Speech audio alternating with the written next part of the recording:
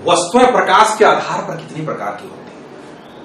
घटनाएं बहुत सारी होती हैं प्रकाश में, जिसके बारे में हम लोग डिटेल से पढ़ेंगे अभी, लेकिन उसके पहले देख लेते हैं कि वस्तुएं कितने प्रकार की होती हैं। तो वस्तुएं दोस्तों, सबसे पहला वस्तु का प्रकार देखते हैं। तो पहला प्रकार है दोस्तों, वो है प्रदीप्त वस्तुएं। प्रदीप्त वस्तु। दूसरा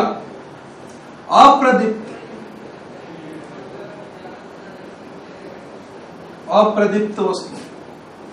तीसरा पारदर्शक।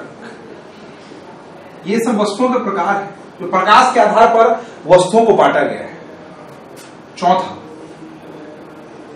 अर्धपारदर्शक।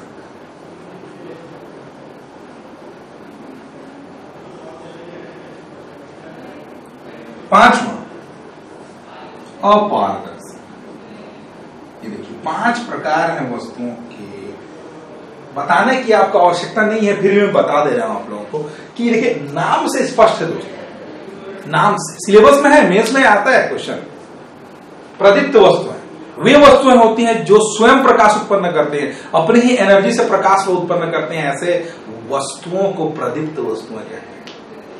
जैसे कि बताइए, जैसे कि सूर्य जिसका खुद से उसका पावर है कि प्रकाश उत्पन्न करता है।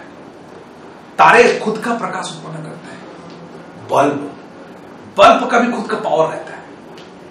प्रदीप्त वस्तुएं इसलिए कहते हैं क्योंकि वो खुद का उनका एनर्जी रहता है, जो स्वयं अपने ही ऊर्जा से प्रकाश की उत्पत्ति करते हैं, प्रकाश उत्पन्न करते हैं। ऐसे वस्तुओं को प्रदीप्त वस्तुएं कहते हैं। उसके उल्टा अप्रदीप्त वस्तु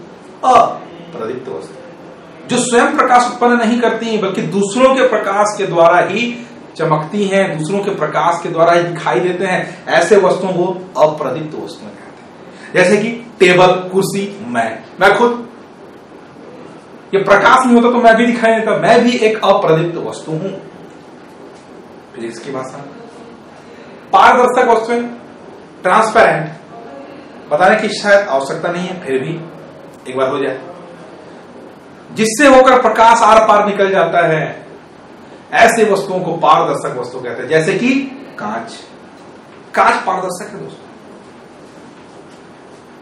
अर्धपारदर्शक, थोड़ा सा पारदर्शी, थोड़ा सा अपारदर्शी, दोनों के बीच।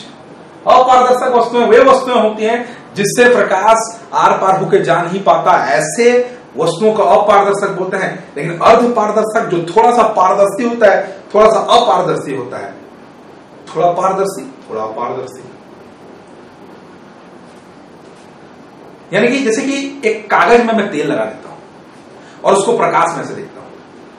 कागज में तेल लगा दिया, प्रकाश में देखा, तो क्या होता है दोस्तों, जो प्रकाश उससे टार्च भी मारो, उस पर टार्च मारोगे ना तो प्रकाश पार तो होता है, लेकिन जितना प्रकाश यहां से जा रहा है इनपुट के रूप में, उतना प्रकाश आउटपुट में हम लोग को नहीं मिल रहा है। उसको बोलते हैं अर्धपारदर्शक। ऐसा इसलिए होता है दोस्तों क्योंकि थोड़ा सा प्रकाश जो है वो तेल लगा हुआ कागज खुद के में अवशोषित कर लेता है और इसीलिए पूरा प्रकाश जो है उधर उत्पन्न नहीं हो पाता है।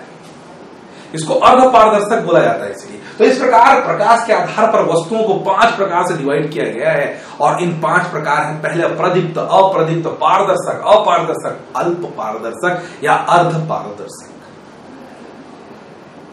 अब चलते हैं अगले भाग की ओर इस वीडियो की। अब से तो स्टार्ट होता है हम लोग का भाग। बहुत सारा ह्यूज टॉपिक है कितना, लेकिन मैं यकीन दिलाता हूं इस वीडियो को आप देख लीजिए तो इस वीडियो में आप लोगों को इतनी जानकारी मिलेगी, सारे एग्जाम में आप प्रकाश से रिलेटेड क्वेश्चंस आराम से सॉल्व कर पाएंगे। देखते हैं प्रकाश की कुछ परिघटनाओं के बारे में। सबसे पहला जो इंपॉर्टेंट परिघटना है वो है प्रकाश का परावर्तन।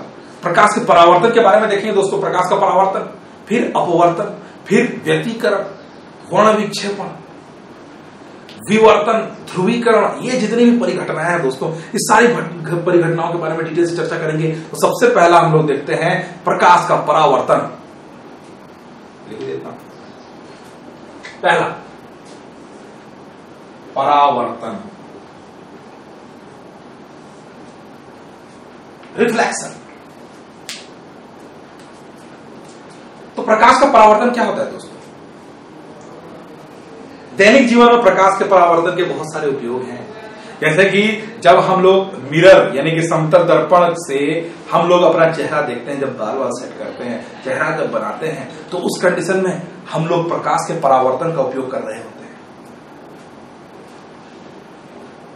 प्रकाश जब किसी दर्पण से टकराकर वापस उसी दिशा में वापस लौट जाती है, तो इस परिघटना को प्रकाश का परावर्तन कहते हैं।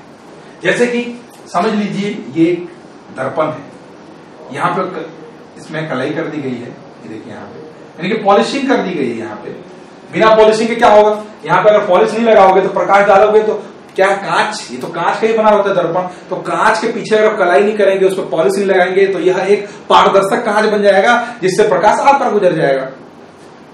कोई मतलब नहीं है ऐसे।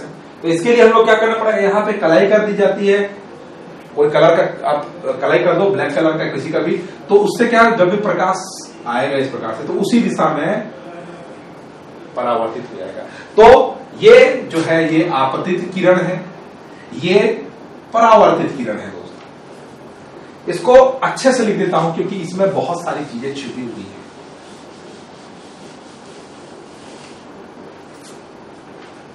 ये देखिए, समझ लीजिए कि ये एक तल है जिसपे मैंने कलाई की हुई है, जिसपे मैंने पॉलिशिंग की हुई है,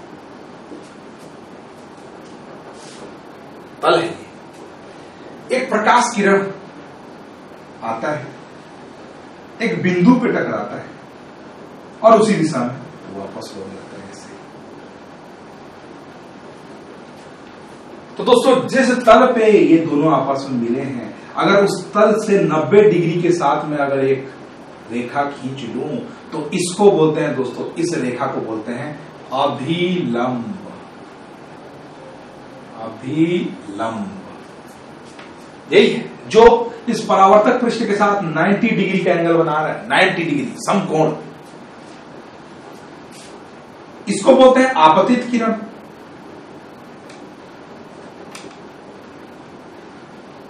इसको बोलते हैं परावर्तित किरण।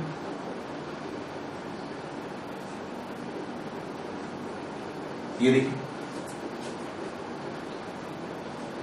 यानी कि प्रकाश जब किसी माध्यम से, जब किसी परावर्तक पृष्ठ से या जब किसी पृष्ठ से टकराकर परावर्तित हो जाता है, तो इस घटना को प्रकाश का परावर्तन कहते हैं। जो किरणें आपतित होती है उसको आपतित किरण, और जो बाहर निकलते हैं उसको परावर्तित किरण बोलते हैं।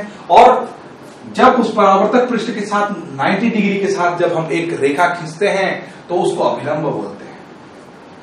अब आपतित किरण और अभिलंब के बीच का ये जो कोण बन रहा है दोस्तों, उसको बोलते हैं आई, यानी कि आपतन कोण।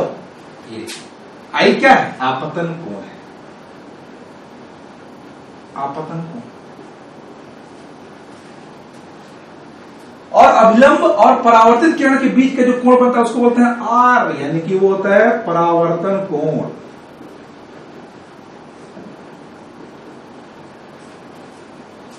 आपतन कोण और परावर्तन कोण, ये होता है परावर्तन की परिघटना।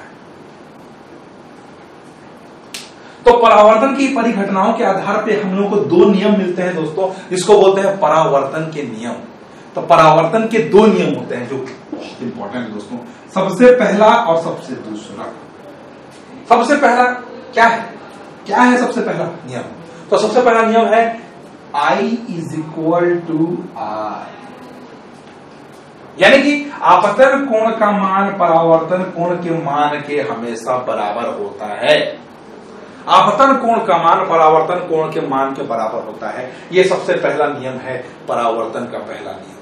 और दूसरा दोस्तों इस बिंदु के बारे में बताता है जिसमें आपतित किरण, परावर्तित किरण और अभिलंब तीनों हमेशा एक ही बिंदु पे स्थिर होते हैं, जिसको क्या बोलते हैं, अभिलंब बिंदु। यानी कि ये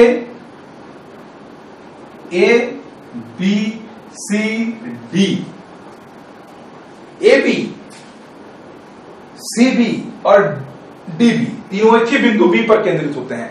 ये हम लोग का नियम है। ए बी सी बी और डी बी तीनों एक ही बिंदु B पर स्थित होते हैं। इसको अभिकेंद्र का बिंदु बोलते हैं। ये दो नियम है। एक बार फिर से रिपीट कर देता हूं कि आपतन कोण का मान परावर्तन कोण के मान के बराबर होता है और आपतित किरण, परावर्तित किरण और अभिलंब तीनों एक ही बिंदु पे स्थित होते हैं। ये परावर्तन के दो नियम हैं।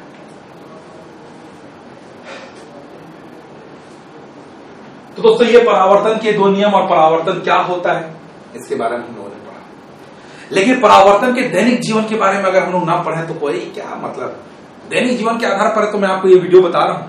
तो इस वीडियो के आधार पर देखते हैं कि स्टार्टिंग में मैंने आपको एग्जांपल दिया था कि हम जब एक मिरर देख रहे हैं, बार बार बना रहे हैं, मिरर में चेहरा देख रहे हैं, तो उस कंडीशन में हम लोग परावर्तन का उपयोग करते हैं। तो उस कंडीशन में दोस्तों हम लोग जो दर्पण का यूज करते हैं, मिरर जिसको हम लोग बोलते हैं समतल दर्पण। तो समतल दर्पण के बारे में देखते हैं।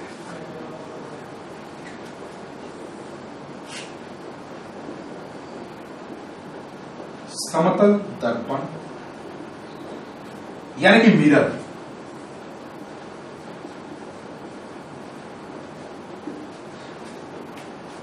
मिरर के बारे में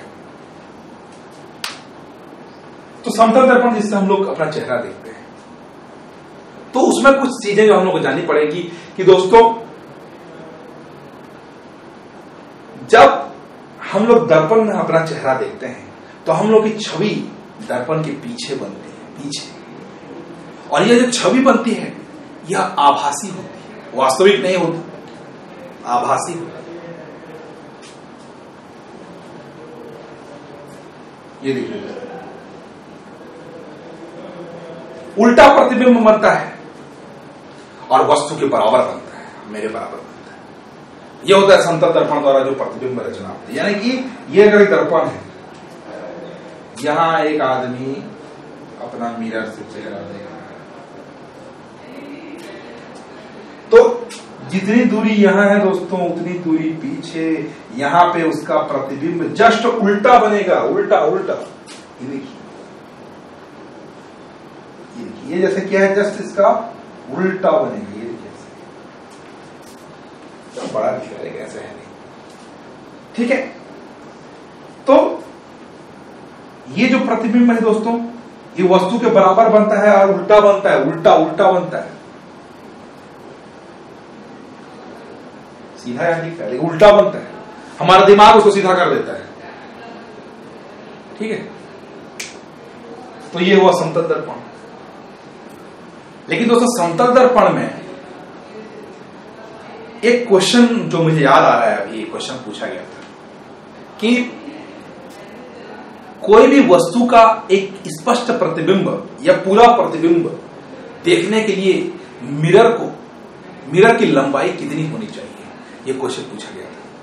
यानी कहने का मतलब अगर मैं एक मिरर के सामने खड़ा हूं और उस मिरर पे मेरा पूरा प्रतिबिंब दिखाई दे, मतलब ये सिर से लेकर पैर तक पूरा प्रतिबिंब दिखाई दे, उसके लिए उस मिरर की लंबाई कितनी होनी चाहिए, तो उसका आंसर है दोस्तों मेरे हाइट का आधा।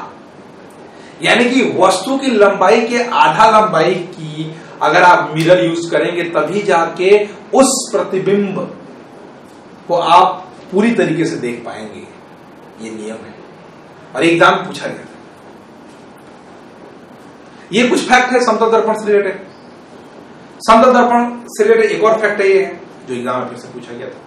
अगर मैं मिरर के सामने खड़ा हूं और अगर मिरर के सामने मैं v वेग से दौड़ूं, चाहे आगे या पीछे, अगर मैं v वेग से दौड़ूं तो जिस दिशा में मैं दौड़ रहा हूं उसको अगर मैं दर्पण की तरफ दौड़ रहा हूं दोस्तों, तो मुझे लगेगा कि जो प्रतिबिंब है वो भी मेरे तरफ ही आ रहा है। और अगर मेरा वेग v हो, मेरा वेग अगर v हो तो प्रतिबिंब प्रतीत होता है उसका वेग 2v। समझ में आ गया आपको? यानी कि अगर मैं v वेग से दर्पण की ओर दौड़ रहा हूं तो प्रतिबिंब ऐसा प्रतीत होगा जैसे वह 2v वेग से मेरे तरफ आ रहा है। इसके अतिरिक्त दोस्तों अगर मैं फिर से मिरर के सामने खड़ा हूं और अगर मिरर और मेरे बीच का एक एंगल बन रहा है, एग्जांपल के तौर पर मैं अगर बात बता देता हूं आपको, जैसे ये है, मान लीजिए कि ये एक दर्पण है,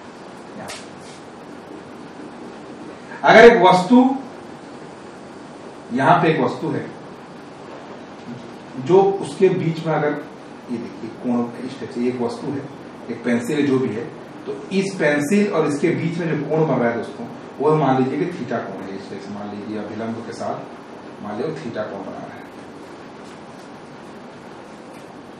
तो अगर ये सामने का जो वस्तु है, अगर इन दोनों के बीच अगर वो थीटा कोण से विस्थापित हो, यानी कि अगर मैं ऐसे खड़ा हूं, देखिए दोस्तों ऐसे खड़ा हूं, अगर मैं थीटा कोण से ऐसे अगर हो जाऊं, अभी तो 90 डिग्री में हो गया ना मैं, अगर मैं ऐसे खड़ा हूं और अगर अचानक से मैं थीटा कोण से घूम जाता हूं, ये देखिए इस टाइप से 30 डिग्री 90 डिग्री, अगर मैं 90 डिग्री से घूम जाता हूं तो वस्तु उसके डबल हो जाती है। यानी कि अगर कोई वस्तु थीटा कोण से घूमता है तो प्रतिबिंब 2 थीटा कोण पे विस्थापित हो जाता है। ये उसी प्रकार अगर थीटा कोण से वस्तु विस्थापित होता है तो प्रतिबिंब 2 थीटा कोण से विस्थापित हो जाता है, जहां थीटा क्या है, वस्तु और दर्पण के बीच का कोण है। तो दोस्तों ये जो परिघटनाएं हो रही है उसको हम लोग बोलते हैं पार्श्व उत्क्रमण। पार्श्व उत्क्रमण लिख देता हूं, दिखाई दे रहा है, यहां पे लिख देता हूं, देखिए पार्श्व उत्क्रमण बोलते हैं इसको, क्रमण। यानी कि मिरर के सामने खड़ा हूं, अगर मैं अपना दायां हाथ उठाता हूं तो मिरर अपना बायां हाथ उठाता है, अगर मैं बायां उठाऊं तो मिरर दायां, अगर मैं दायां मुड़ूं तो वो बायां मुड़ता है, अगर मैं बायां मुड़ूं तो वो दायां मुड़ता है। यही तो स्थिति है, इसी को बोलते हैं पार्श्व उत्क्रमण। यानी कि कोई वस्तु जब किसी प्रकार की प्रतिक्रिया करती है तो उसके पीछे समतल दर्पण पे बना हुआ प्रतिबिंब उसके विपरीत प्रतिक्रिया को दोहराता है। इस घटना को बोलते हैं पार्श्व उत्क्रमण की घटना। यह परिभाषा है उसकी।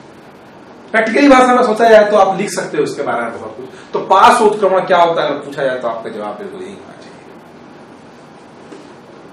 फिर से बहुत सारा इंफॉर्मेशन दोस्तों यहां पे हम लोगों को मिल गया। अब देखते हैं कुछ न्यूमेरिकल्स जो अभी तक मैंने पढ़ा है उससे रिलेटेड कुछ न्यूमेरिकल्स भी पूछे जाते हैं दोस्तों, और ये न्यूमेरिकल्स को जानना आप लोगों को बहुत जरूरी है। तो देखते हैं न्यूमेरिकल्स क्या है। अब दोस्तों देखते हैं कुछ न्यूमेरिकल्स यानी कि आंकिक प्रश्न देखते हैं, और एग्जाम में बहुत सारा पूछे गया, मैंने खुद फेस किया है ऐसे बहुत सारे क्वेश्चंस, और पूछे जाने भी चाहिए ऐसे क्वेश्चंस एग्जाम में। बहुत ही सिंपल होते हैं, और अगर आप इस पे इसका फॉर्मूला अगर जानते होंगे, इसका ट्रिक जानते होंगे तो बहुत आसानी से क्वेश्चन बना सकते हैं। देखिए समतल दर्पण से सबसे पहले क्वेश्चन आता है कि मान लीजिए कि ये एक समतल दर्पण है,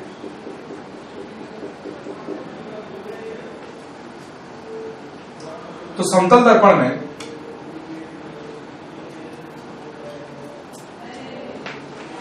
कंसेप्ट थोड़ा बदल लेते हैं ताकि आपको ज्यादा समझ में आए। मान लीजिए कि दो दर्पण है, ठीक है। सबसे पहला दर्पण है यहां एक, और ये दूसरा इस टाइप से रखे हुए हैं, ऐसे कि इन दोनों के बीच थीटा कोण बन रहा है। ये एक समतल दर्पण है इस टाइप से, और ये एक समतल दर्पण है। यहां पे दो समतल दर्पण है दोस्तों, और दोनों के बीच का जो कोण बन रहा है वो है थीटा का कोण। ये क्वेश्चन पूछा जाता है एग्जाम में, पूछा जाता है कि आपको ये थीटा का कोण दे दिया गया, यानी कि 30 डिग्री 60 डिग्री 90 डिग्री आपको दे दिया रहेगा, और आपको ये निकालना है कि अगर उनके बीच में कोई वस्तु रख दी जाए तो कितने प्रतिबिंब बनेंगे उसके।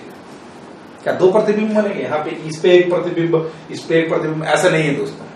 देखिए यहां जब हम वस्तु को रखते हैं तो इसका प्रतिबिंब इसमें भी बनेगा, इसमें भी बनेगा, लेकिन ये जो प्रतिबिंब है वह भी इसमें तो दिखाई देगा, तो साथ ही साथ इसमें जो प्रतिबिंब बन रहा है उसका भी छवि इसमें भी बनेगा। तो कुल मिलाकर यह देख के कहना मुश्किल है कि कितने प्रतिबिंब बनेंगे। तो उसके लिए हम लोग को एक ट्रिक जानना पड़ता है। तो ट्रिक है दोस्तों, मान लीजिए कि इन दोनों के बीच का ये जो कोण है थीटा है। तो सबसे पहले आपको जब ये क्वेश्चन पूछा जाए तो आपको निकालना है 360 बाई थीटा। पहले ये आपको निकालना है। जब इसकी वैल्यू आपको सम मिलती है,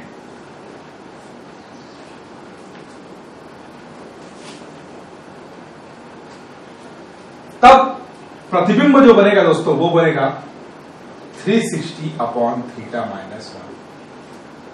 अगर सम मिलती है तब, और अगर इसकी वैल्यू विषम मिलती है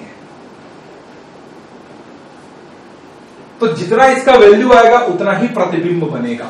इसको एक तरीके से मैं लिख देता हूं यहां, ऐसा आपको समझ में नहीं आएगा। यहां लिखता हूं मैं, यहां पे प्रतिबिंब लिख देता हूं, प्रतिबिंब, और यहां पे है थीटा।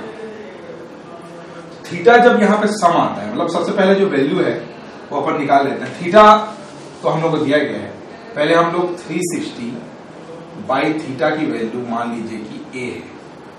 तो अगर यहां पे वैल्यू देखते हैं, अगर यहां a की वैल्यू सम आती है तो आपका प्रतिबिंब a माइनस 1 बनेगा। अगर आपको विषम मिलता है तो प्रतिबिंब a ही बनेगा। ठीक है दोस्तों। और अगर जो वस्तु है उन दोनों के समद्विभाजकों में रखी हुई, इन दोनों का समद्विभाजक दोस्तों ये है, मतलब इन दोनों के एकदम बीच में गुजरने वाली रेखा में से कहीं भी अगर वो वस्तु रखी हुई है दोस्तों, तो उस स्थिति में अगर यह विषम है, उस स्थिति में अगर ये वाली स्थिति है, मतलब दोनों के समद्विभाजकों के बीच में रखी हुई है, अगर उस स्थिति में हम लोग को विषम प्राप्त होता है तो उस स्थिति में भी a माइनस 1 ही होगा। इसको आपको प्रैक्टिकली समझाऊंगा मैं, अगर आप लोगों को समझ में नहीं आ रहा है। और अगर लास्ट में अगर इसमें भिन्न मिलता है, अगर भिन्न हम लोग को प्राप्त होता है तो उस स्थिति में प्रतिबिंब जो है वह पूर्णांक के बराबर होगा, पूर्णांक के बराबर। जिन लोगों को ये समझ में नहीं आया होगा उनके लिए मैं एग्जाम्पल देकर समझाता हूं। मान लीजिए कि ये जो 30 है उसकी वैल्यू थीटा की वैल्यू 30 मान लेता हूं। मान लीजिए कि ये एक मिरर है, जिसकी जो पहला मिरर है और ये दूसरा मिरर है, दोनों के बीच का कोण अगर 30 डिग्री में ले लेता हूं, 30 डिग्री, तो सबसे पहले हम लोग a की वैल्यू निकालते हैं, यानी कि 360 बटे थीटा यानी कि 30। वैल्यू होगा दोस्तों 12 निकला। यहां पे ये a की वैल्यू है, तो ये 12 देखिए दोस्तों ये सम है, लेकिन वस्तु यहां पे नहीं रखी हुई है, वस्तु दोनों के समद्विभाजकों में नहीं रखी गई है। तब की बात बता रहा हूं। यहां पे अगर ये 12 मिला तो हम लोगों को जो प्रतिबिंब मिलेगा वह मिलेगा, चूंकि सम है इसलिए 12 माइनस 1, ये देखिए यानी कि 11। जब थीटा की वैल्यू 30 थी तो 360 बाई 30 12 मिला, प्रतिबिंब 11, चाहे कहीं भी हो, लेकिन सम आया मतलब आंसर 11 है। एक कम कर दीजिए आप। अब मान लीजिए कि थीटा की वैल्यू मैं ले लेता हूं ताकि 12 की वैल्यू हम लोग को मिले विषम। 360 अपॉन ऐसा क्या लें,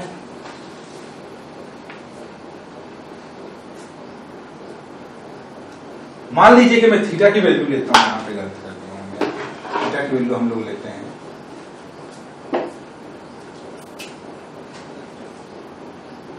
60। तब क्या होगा आप देख लीजिए, यहां पे a की वैल्यू हो जाएगी 360 बाई 60 यानी कि 6। प्रतिबिंब कितना बनेगा 5।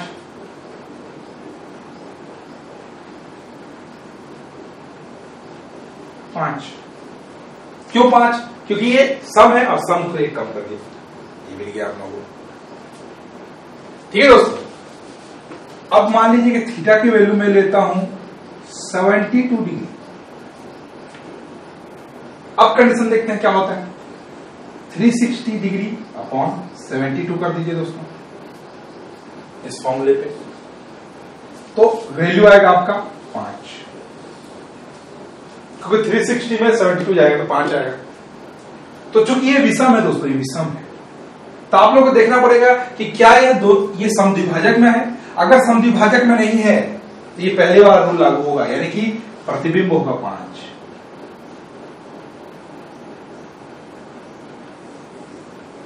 अगर वस्तु दोनों के समद्विभाजक में नहीं है तो इस स्थिति में देखिए विषम अगर आता है तो उसका आंसर होगा दोस्तों ए, विषम में ए।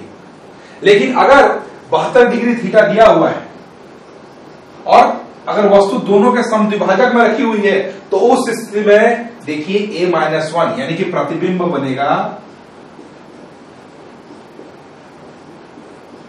5 - 1 = 4। सिंपल सा फंडा है दोस्तों, ये वाला रूल लागू हो रहा है यहां पे। ये पहला रूल है, ये दूसरा, ये तीसरा, ये चौथा रूल है। समझ में जाना चाहिए आप लोगों को। लास्ट में मान लीजिए कि थीटा की वैल्यू मैं लेता हूं यहां पे, यहीं पे अगर दिखाई दे रहा है तो थीटा की वैल्यू अगर मैं यहां पे लेता हूं 80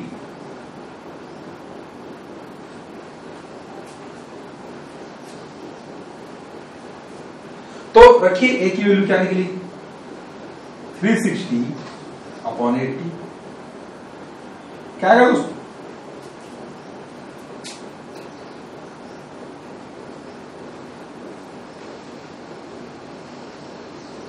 ये देखिए, ठीक है। तो 9/2 को अगर सॉल्व करेंगे तो आपका आंसर मिलेगा 4.5।